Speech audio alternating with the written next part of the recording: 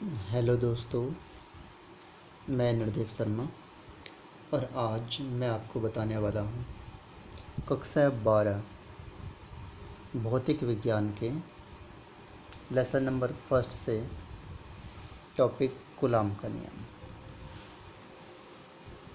Coulomb का नियम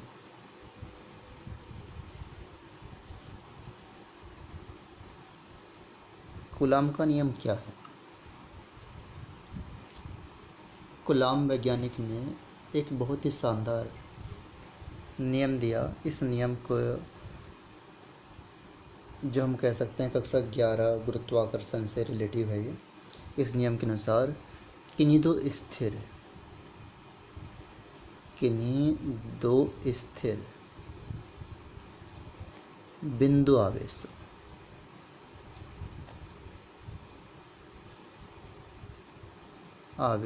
के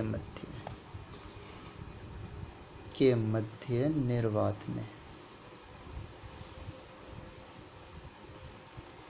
लगने वाला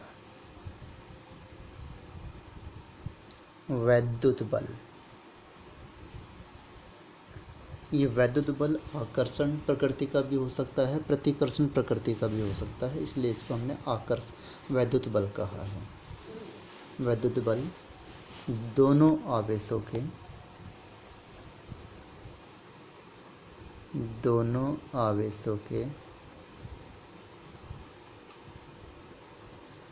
परिमाण मतलब मात्रा के गुणनफल के समानुपाती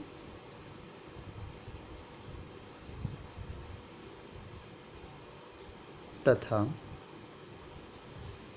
उनके बीच की दूरी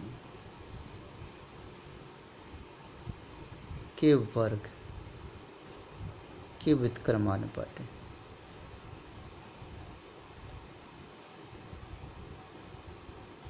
होता है। जैसे मान लीजिएगा कि एक बिंदु आवेश आपके पास ये है और दूसरा बिंदु आवेश आपके पास ये है। आपने इस आवेश को नाम दे दिया Q1 और ये आवेश हो गया Q2 और बिंदु आवेशों के केंद्रों के बीच की दूरी स्मॉल r है। तब इनके बीच लगने वाला जो फोर्स होगा हमने इसको F कह दिया। तो ये जो बल F है ये समानुपाती है दोनों आवेशों के गुणनफल के। दूसरा, ये बल समानुपाती है दोनों आवेशों के बीच की दूरी के वर्ग के, अर्थात कूलाम का नियम व्युत्क्रम वर्ग के नियम का पालन करता है। इसलिए हम कह सकते हैं समीकरण 1 व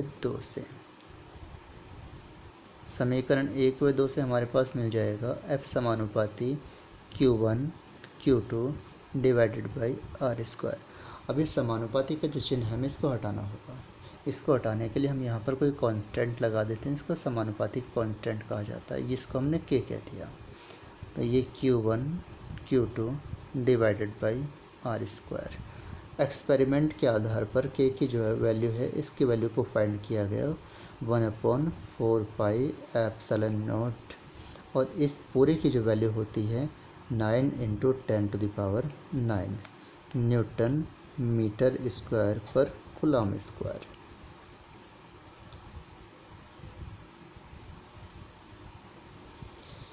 इसलिए हम कह सकते हैं कि जो F है F इज इक्वल टू हो जाता है 1/4 pi epsilon not Q1 Q2 divided by R square. यहाँ ये कूलाम के नियम का सूत्र आ जाता है। यहाँ पर इस बल का केवल परिमाण दिखाया गया है। अब यहाँ पर कुछ विशेष बातें आती हैं, जैसे कि इसको हम लोग नोट कह सकते हैं। पहली बात, मान लीजिएगा ऐसा होता है कि Q1 और डॉट Q2 इन दोनों का जो प्रोडक्ट होता है वो 0 से बड़ा हो जाता है। इस कंडीशन में F क्या होगा आप जानते हैं, चूँकि R square is always positive और 1/4 पाई एप्सिलॉन नॉट।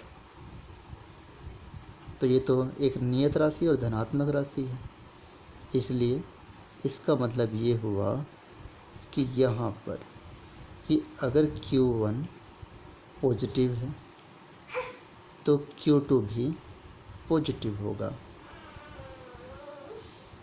और पॉजिटिव होने के कारण इन दोनों का जो प्रोडक्ट होगा, इन दोनों का product Q1 dot Q2 greater than 0 होगा, अर्थात इनके बीच लगने वाला बल प्रतिकर्षण प्रकृति का होगा।